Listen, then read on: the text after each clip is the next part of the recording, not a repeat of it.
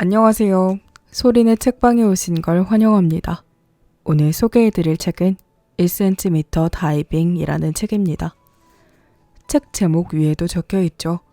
현실에서 딱 1cm 벗어나는 행복을 찾아. 우리 소확행이라고 하죠. 소소하지만 확실한 행복. 살아가면서 여러분의 기억 속에 나는 좋은 일이 더 많았나요? 힘든 일이 더 많았나요? 우리의 마음속엔 우리가 지치고 힘들었던 그 시간들이 더 오래 머무르는 것 같아요. 책 안에는 나에게 던져지는 질문들이 있어요. 그 질문들을 받으며 어떤 질문엔 가볍고 즐거운 마음으로, 또 어떤 질문에는 하고 숨을 멈추고 생각하면서 답을 해나갔어요. 지나쳐왔던 일상 속 무수한 기억에 남아있던 행복한 일들, 없다면 힘들었던 일들, 그리고 앞으로 만들어 나갈 순간들에 대해 생각하게 되었습니다. 1cm, 참 가볍고 별거 아니다 라고 느껴지는데요. 혹시 일상생활하다가 손이 살짝 베이거나 하면 별거 아닌데 되게 신경 쓰이네 라고 생각했던 기억 있으신가요?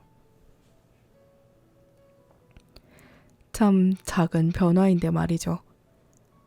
작은 변화는 익숙한 생활을 하는 우리에게 거대한 바위처럼 느껴질 수 있다고 생각해요.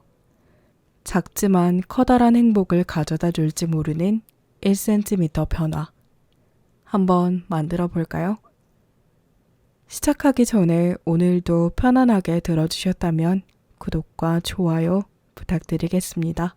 그럼 시작해 볼까요?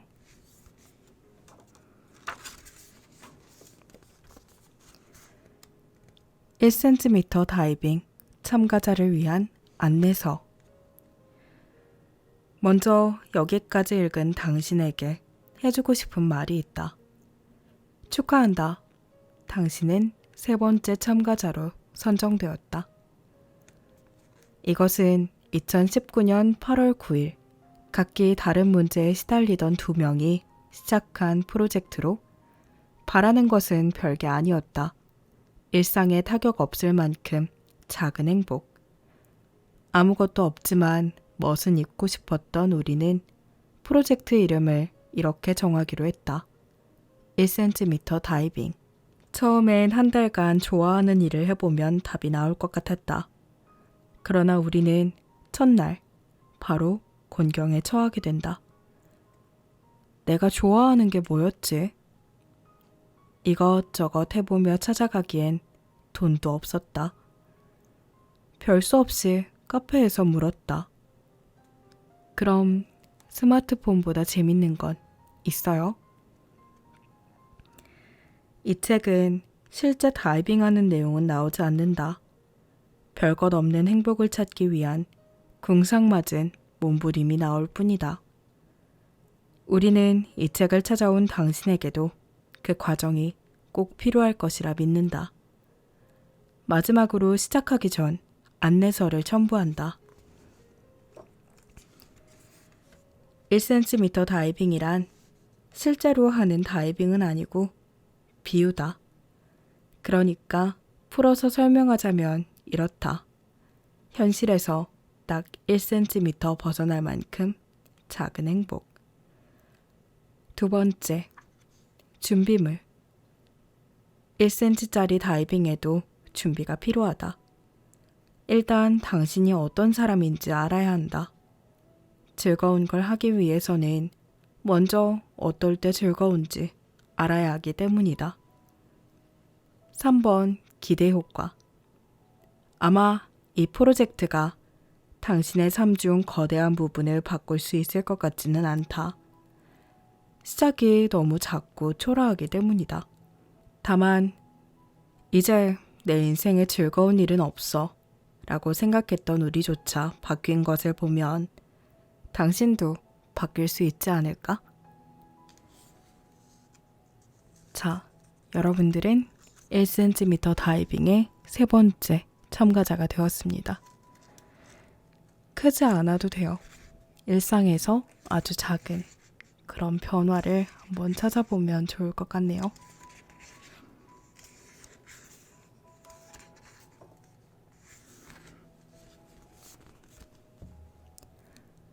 다음 글은 서울 사람도 모르는 명소입니다. 여러분들 마음속엔 본인만의 명소가 있을까요?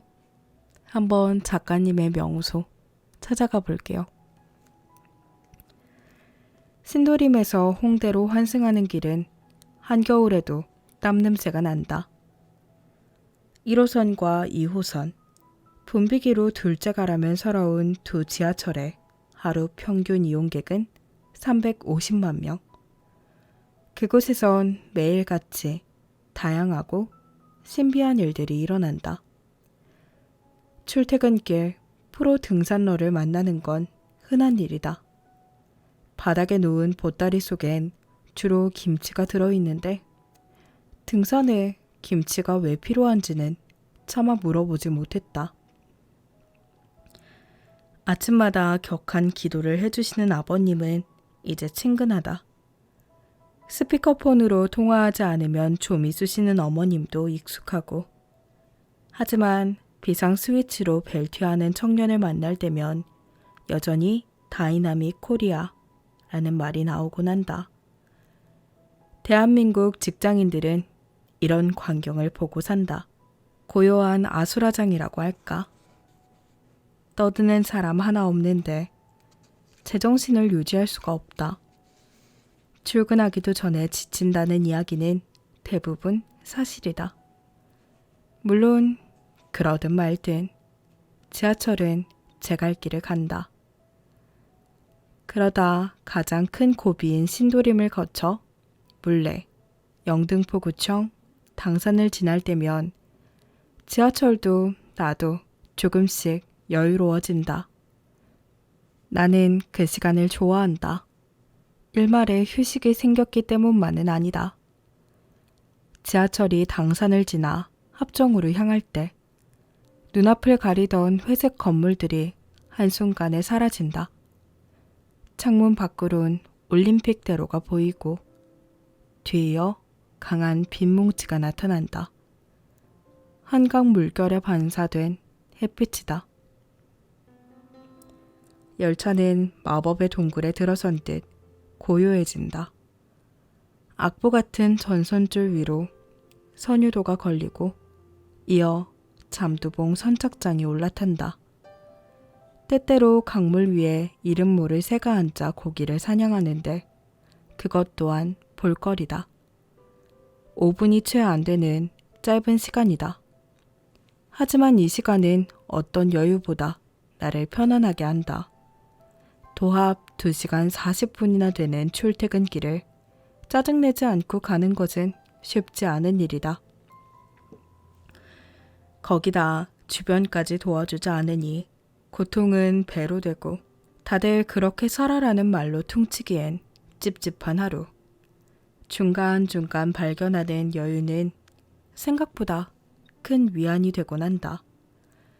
어쩌면 그래서 이런 풍경들을 모으는 것이 취미가 되었을지도 모른다. 고작 경치 하나로 모든 짜증을 날려보낼 순 없지만 그렇다고 굳이 마다할 이유도 없으니까. 오이도 카페 앞바다, 만수동 사만 아파트 옆 나무길, 인천시청 뒤 애비로드. 언젠가 즐거워질 출퇴근길을 기대하며 오늘도 풍경을 모아본다. 생각보다 많은 분들이 그 한강 다리를 지나가는 지하철을 좋아하더라고요. 많은 호선들이 그 한강 다리를 건너는 그런 노선이 포함되어 있는 걸로 알고 있는데 저도 그때가 되게 좋습니다. 어두웠던 공간에서 밝은 빛이 쏟아져 들어오면서 반짝이는 물결이 보여요. 그 물결이 반짝이는 걸 보면서 그 길을 지날 때 뭔가 가슴 벅찬 느낌을 받는달까? 여기서 한 가지 더 하면 비 오는 날 그 다리를 건널 때 잔나비의 노벰버 레인이라는 노래를 듣는 걸 좋아해요. 그러면 진짜 마치 이곳이 드라마, 내가 드라마의 주인공이 된 것처럼 그런 순간 모든 게 고요해지는 그런 느낌을 받을 수 있습니다.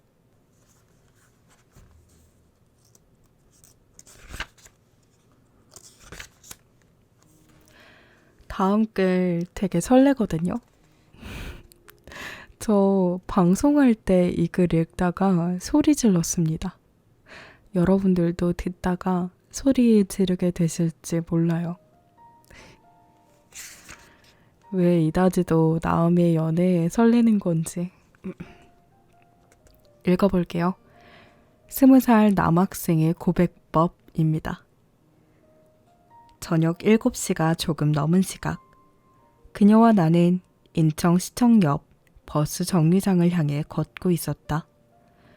아마 퇴근 시간을 피하지 않았다면 시청 공무원 모두가 내 심장 소리를 들을 수 있었을 거다. 그렇다. 오늘은 내가 고백하는 날. 심장은 30분 전부터 이야기하고 있다. 가자! 나는 거역할 수가 없었다. 여기 잠깐 앉았다 갈까? 가로수 옆 대리석 벤치를 가리키며 말했다. 잠깐의 정적 후 그래, 그녀가 대답했다. 그때 내 몸속은 아수라장이었다. 심장은 100m를 내지른 듯 요동쳤고 침은 바싹 말라 숨 한 번 쉬기도 어려웠다. 머릿속에선 자꾸만 알 수 없는 목소리가 울려 퍼졌다. 지금! 식은땀이 줄줄 났다. 대학 인생 최대의 결정 앞에서 쉽게 입을 놀리기에 나는 너무 애송이었다. 그녀는 알까? 그녀는 졸고 있었다. 뭐지? 좀 심한 장난 같은 상황에 나는 잠시 멍해졌다. 잠깐 기다리면 일어나겠지. 그녀는 보다 착실하게 숙면의 세계로 나아갔다. 날은 어두워지고 있었다. 나는 그녀를 깨워 다시 정류장으로 향했다. 아무런 말 없이. 저기, 다시 말을 꺼낸 건 정류장이 코앞에 다가왔을 쯤이었다. 입대를 앞둔 모태솔로의 공포란 생각보다 묵직했다.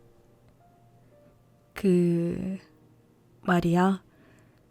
같이 있으면 좋고 즐겁고 계속 같이 있고 싶으면 그게 그 사람을 좋아하는 건가?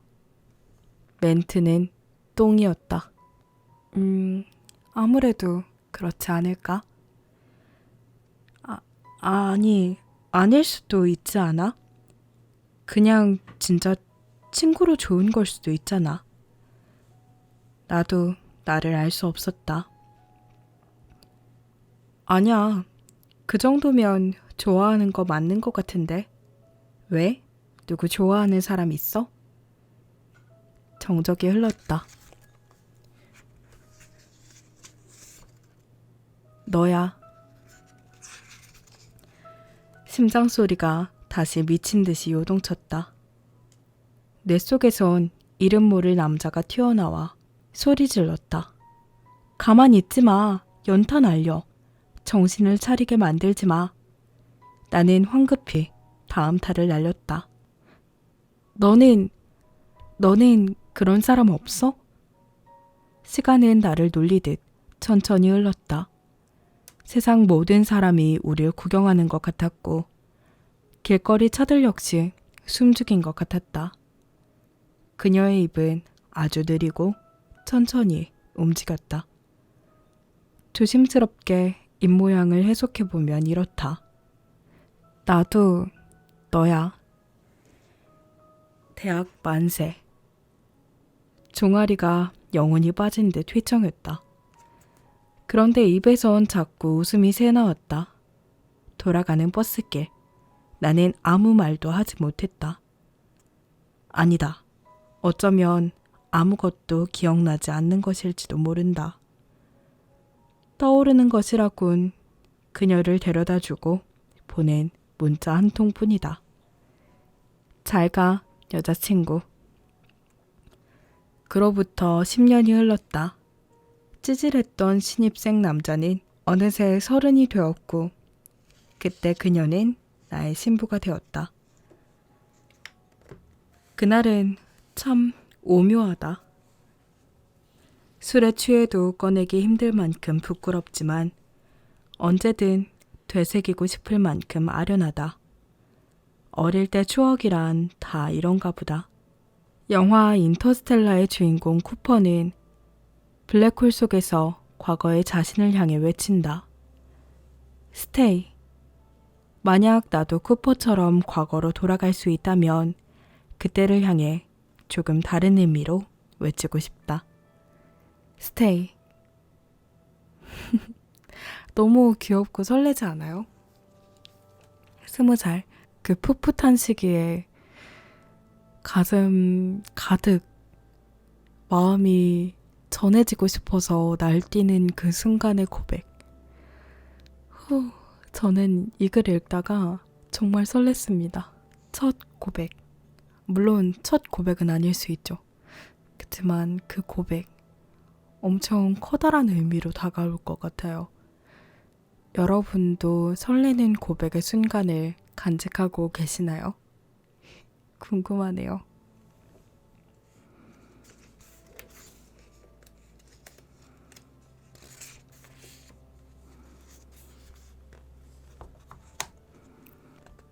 다음 글은 이 영화 본 적 있어요? 라는 글입니다. 교통사고가 났습니다. 아내는 죽었고 슬프지가 않네요. 이렇게 말하는 남자의 이름은 데이비스, 투자 분석가다. 아내가 죽은 날 데이비스는 침착했다. 평소처럼 일을 할 수 있었고 숫자도 똑바르게 계산했다. 달라진 게 있다면 불청객처럼 찾아오는 기억뿐이었다. 아내가 즉사했다는 사실을 알게 되었을 때 데이비스는 배가 고팠다. 뭐라도 좀 먹으러 가고 싶었지만 옆자리 장인을 보고 포기했다. 하는 수 없이 초코바를 먹기로 했다. 데이비스는 근처 자판기에 돈을 넣고 버튼을 눌렀다. 기계는 돈을 먹었고 병원 조무사는 어깨를 으쓱했다. 자기 일이 아니라는 소리였다. 이상하지만 그 일이 자꾸만 떠올랐다. 별 수 없었다. 그는 조문객을 뒤로하고 편지를 쓰기로 했다. 친애하는 챔피언 자판기 회사에게. 이 편지는 샌 안드레아스 병원의 고장난 714번 자판기에 관한 내용입니다. 저는 귀사의 자판기에 25센트 동전을 5개 넣고 땅콩 M&M을 눌렀습니다. 근데 안 나왔어요. 배가 고팠던 때라 짜증이 좀 났습니다. 거기다 10분 전엔 아내도 죽었고요. 얘기가 나온 김에 좀 더 자세히 설명하자면 아내는 제가 섹시하다고 했습니다. 장인은 저를 싫어했어요. 아마 딸을 뺏어갔다는 생각 때문이겠죠. 아내는 타워가 무너지는 장면만 보면 울었습니다. 그리고 또 그 이외에는 잘 모르겠네요. 이런 얘기를 하려던 건 아니지만 경위를 자세하게 말하는 게 좋을 것 같아 남깁니다. 데이비스가. 답장은 없었다. 상관없었다. 그는 다시 편지를 썼다. 아내가 냉장고를 고쳐달라고 했는데 무시했던 이야기와 지하철을 타다 만난 실직자의 이야기를 적었다. 어느새 4통의 편지를 보냈을 때 챔피언 자판기 회사에서 전화가 왔다. 새벽 2시였다. 챔피언 자판기 회사의 고객센터 캐런 모리노입니다. 불만 편지를 보고 연락드렸어요. 4통이 와 있더라고요. 편지를 보고 울었어요. 혹시 얘기할 사람은 있나요? 이후의 이야기는 실제 영화에서 확인하길 바란다. 감정은 습관이다. 이 영화를 보고 떠오른 말이다. 어른이 되어가면서 우린 유치해서 웃지 않고 별거 없다며 울지 않는다. 하지만 사실 어쩌면 웃고 우는 방법을 잃어버린 것은 아닐까? 화낼 만한 것에 화내고 웃을 만한 것에 웃고 울 만한 것에 우는 과정 속에서 우린 무표정이 되었을지도 모른다. 영화 초반, 장인은 데이비스에게 말한다. 뭔가를 고치려면 전부 분해한 다음 뭐가 중요한지 알아내야 해. 이 영화는 데이비스가 고장난 자신을 분해해가는 과정이다. 혼자만 웃고 있지 않은 날, 울고 싶지만 울음이 나지 않는 날, 이 영화를 추천한다. 영화 데몰리션이다.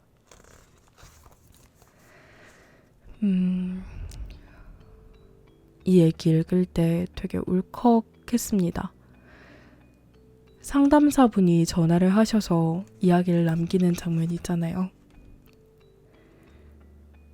혹시 얘기할 사람은 있나요? 라고 하는 장면에서 울컥하더라고요.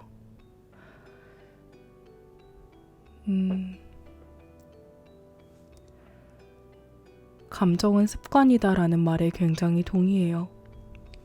이 감정에 익숙해지면 그 감정이 당연하다라고 느껴지는 시기가 와요. 그게 좋은 내용이든 안 좋은 상황이든. 우울한 감정도 습관이 될 수 있고 너무 당연하게 낙천적인 생각을 하는 것도 어떻게 보면 습관일 수 있겠죠. 낙천적인 건 차라리 괜찮지만 우울한 감정이 습관이 되면 안 되는 거고 그렇다고 웃는 방법을 까먹는다거나 그러는 것도 안 돼요. 모든 감정을 다 느꼈으면 좋겠어요, 여러분들이. 행복할 때 행복하다는 기분을 느꼈으면 좋겠고 힘들 때는 힘들다라는 감정을 느껴서 그 감정에 충실했다가 털어낼 수 있기를 바랍니다.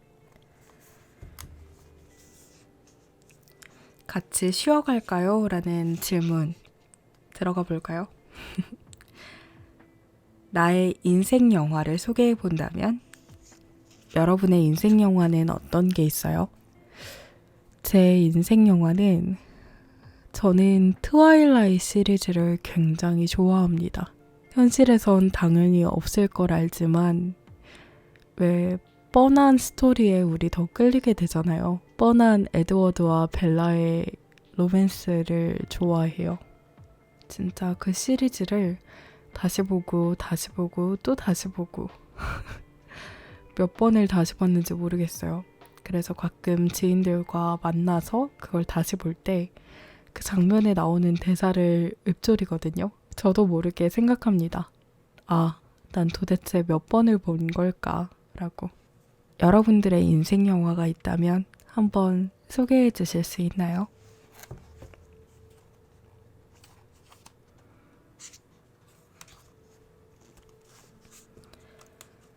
다음 글은 그럼에도 불구하고입니다.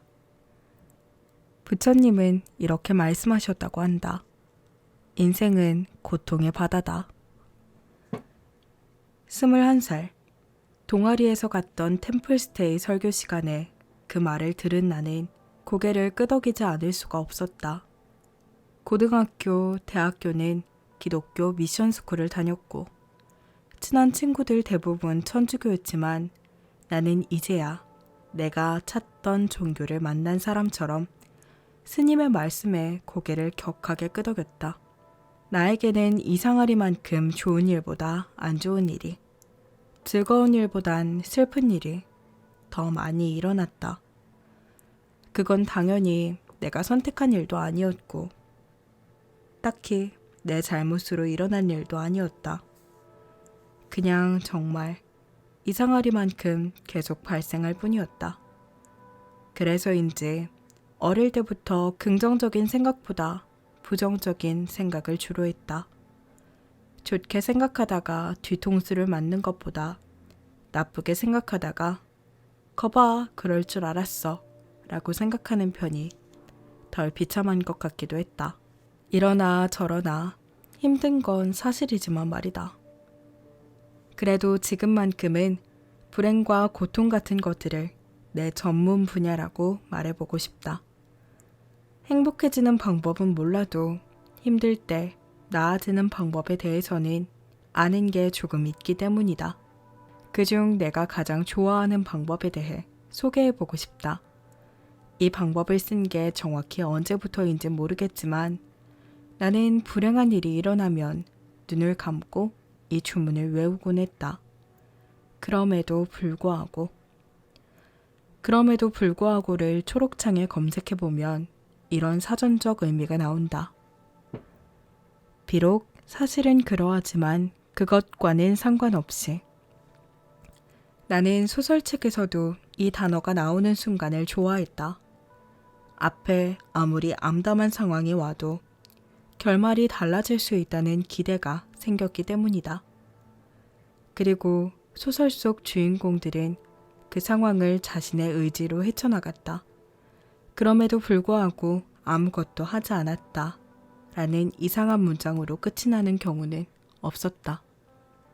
어린 시절부터 나에게 들이닥친 불행들은 내가 막을 힘이 없었다.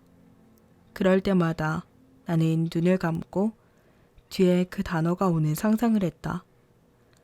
그러면 모든 걸 그만두고 싶다가도 이대로 끝낼 수 없다는 마음이 올라오곤 했다. 그 주문은 뼛속까지 부정적이던 어린 시절에 내가 할 수 있는 가장 긍정적인 주문이기도 했다. 지금이야 속상할 땐 노래도 듣고 슬픈 영화도 보지만 어렸을 때 나는 할 수 있는 게 없었다. 아무 돈도 들이지 않으면서 이 자리에서 당장 나아지게 해줄 것이 필요했었다. 슬프지만 이 주문은 앞으로도 계속 함께하게 될 것 같다. 이 프로젝트 기간 동안 잠시 잊고 있었지만 부처님의 말처럼 불행은 끊이지 않고 찾아올 것이기 때문이다. 그래도 나는 문장을 이렇게 끝맺고 싶다. 어린 시절은 불행한 일의 연속이었으며 커서도 불행의 연속이었다. 그럼에도 불구하고 나는 계속해서 행복해지려는 시도를 멈추지 않았다.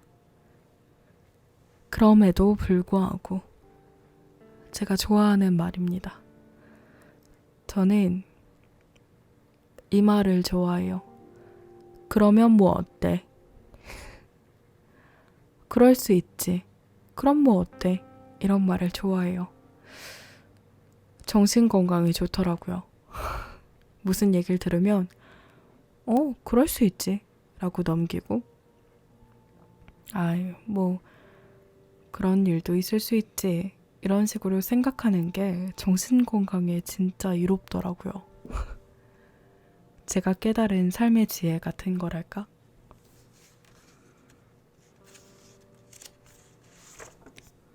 자, 이제 끝을 향해 달려가고 있어요. 다음 글은 다 끝나고 보는 설명서입니다. 1번. 이 책은 우리뿐 아니라 당신의 인생이 조금이라도 행복해지길 바라는 마음에서 만들어졌다. 2번. 질문에 답하는 일이 당신을 힘들게 한다면 쓰지 않아도 좋다. 읽기만 해도 괜찮다면 그것으로도 충분하다. 3번. 그렇지만 한번 떠올려 봤으면 좋겠다. 나는 어땠지? 그 생각 하나만으로도 인생의 많은 부분이 달라질 수 있다고 우린 믿는다. 4번. 적고 싶지만 어떻게 적어야 할지 모르겠는 질문이 있다면 친구랑 대화해보자. 부모님과 해봐도 좋고. 5번. 마지막으로 선물용으로 이만한 게 선물용으로 좋을 것 같습니다.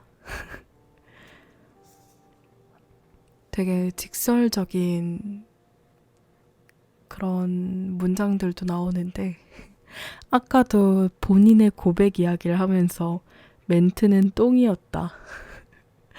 아, 이런 게 나오는 책을 본 적이 있나 싶더라고요. 되게 직설적으로 나오는 이야기들이 되게 그냥 진짜 친구랑 대화하는 것처럼 와닿아서 더 집중해서 이야기에 빨려 들어가듯 책을 읽을 수 있더라고요.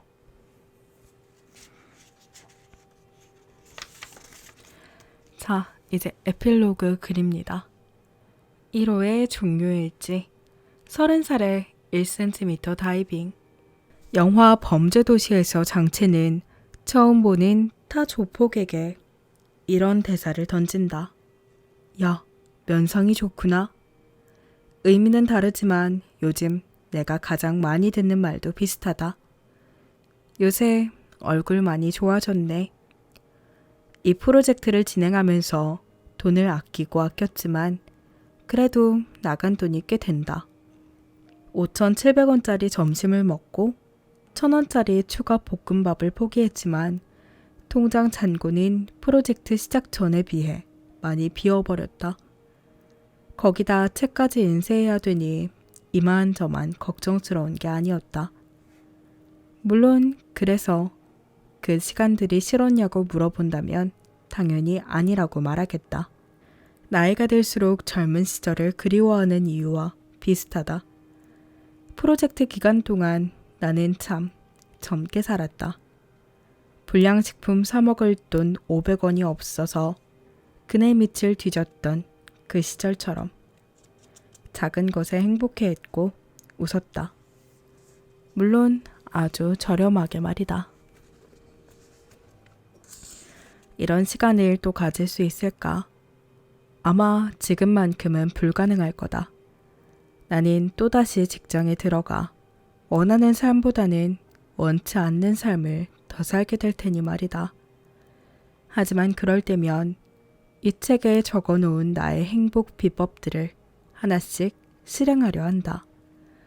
우울한 날에는 소설책을 읽고 열받는 날에는 코인 노래방에 가서 고음 발라드를 질러버리겠다.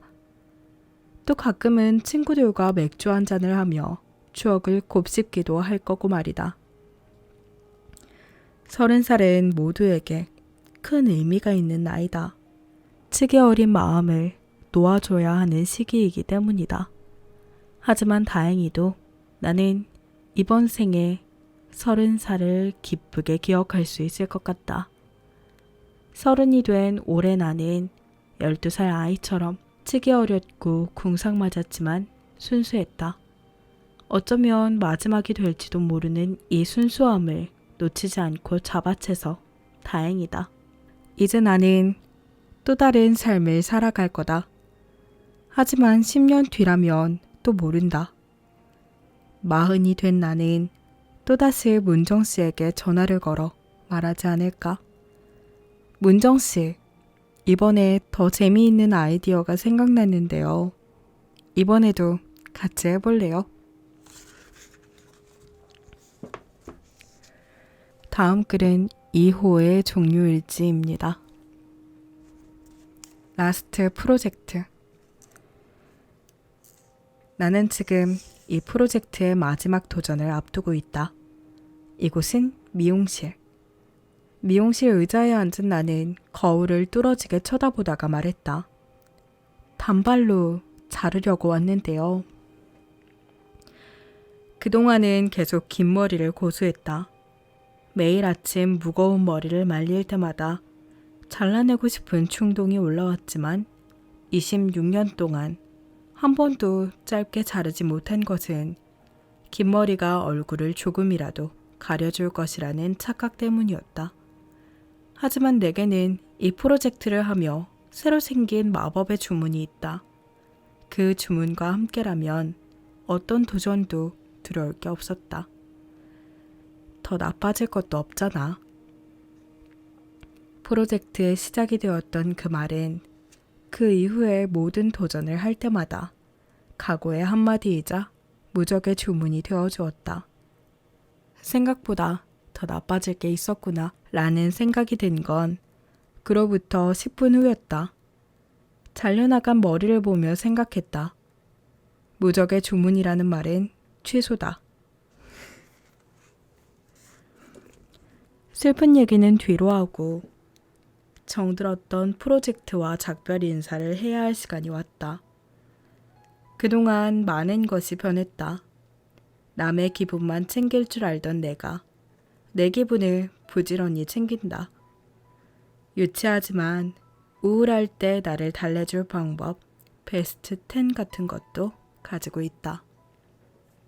일이 잘 풀리지 않아 힘들던 날에 태수 씨는 퇴근하고 빨리 수영하러 가야겠어요 라고 말했고 나도 저는 그럼 지하철에서 소설 읽고 정류장에서 좀 뛰어서 들어가야겠어요 라고 대답했다. 누군가에겐 당연하고 그게 별건가 싶을 변화가 우리에게만큼은 너무 반갑고 소중하다. 어린 시절에 나는 생각했다. 불행해도 총량이 있을 거라고. 묵묵히 견뎌내다 보면 언젠가 그 지독한 것들도 잦아들고 조금 행복해질 수 있을 거라고. 가족들의 눈을 피해 들어갔던 화장실, 어두운 방, 머리끝까지 덮어쓰고 있던 이불 속에서 사실은 그런 순간을 내내 기다려왔다. 그러나 이 프로젝트를 시작하고 어느 날 아침 문득 그런 생각이 들었다. 내 행복을 도대체 왜 다른 사람이 챙겨주길 바랬던 거지? 가만히 기다렸으면 큰일 날 뻔했잖아. 어쩌면 나는 일찍이 철든 척을 다 하고 살았지만 울지 않고 기다리면 산타가 선물을 준다는 어른들의 말을 가장 오랫동안 믿은 바보일지도 모르겠다. 이렇게 팍팍한 세상 속에서 행복에 대한 이야기가 얼마나 힘이 없을지 잘 알고 있다. 그래서 여기까지 프로젝트를 함께 지켜봐준 누군가가 있다면 고맙다는 말을 꼭 전하고 싶다. 그리고 이 여정에 나를 초대해준 태수 씨에게도 고맙다는 말을 전하고 싶다. 인생에서 가장 살아있는 것 같은 한 달이 지났다. 후회는 없다. 없는데 이 정도 모험은 살면서 한 번이면 될 것 같아서 만약 태수 씨에게 전화가 걸려온다면 그땐 고민 없이 거절 버튼을 누르겠다. 그런데 아마 다시 전화를 걸어 말할 것 같다. 그래서 무슨 아이디어인데요?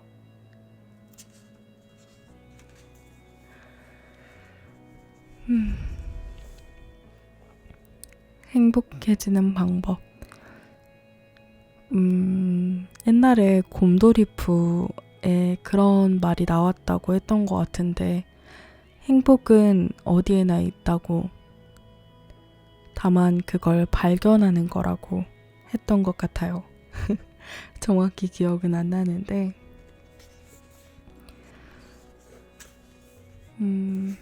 행복한 일은 하루 곳곳에 아주 작게 스며들어 있을 거예요. 그 작은 것들에서 찾아내는 그런 기쁨을 얻는 것도 좋을 것 같습니다. 당신의 스트레스 해소법 혹은 좋아하는 것, 힘들었던 일, 짜증나는 상사 이야기, 다양한 이야기들을 마치 내 지인과 이야기를 하는 것처럼 질문을 주고받으면서 이야기를 끌어나가고 있어요. 그래서 여러분들도 이 책을 읽게 되면 되게 집중해서 읽을 수 있을 것 같고요.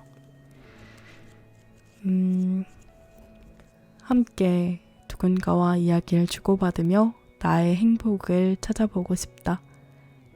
1cm 벗어나는 그런 변화를 줘보고 싶다 라고 하신다면 이 책 추천드릴게요. 오늘도 제 작은 소리에 귀 기울여 주셔서 감사하고요. 여러분들의 오늘이 어제보다 조금 더 반짝이는 하루 되길 응원하도록 하겠습니다. 안녕.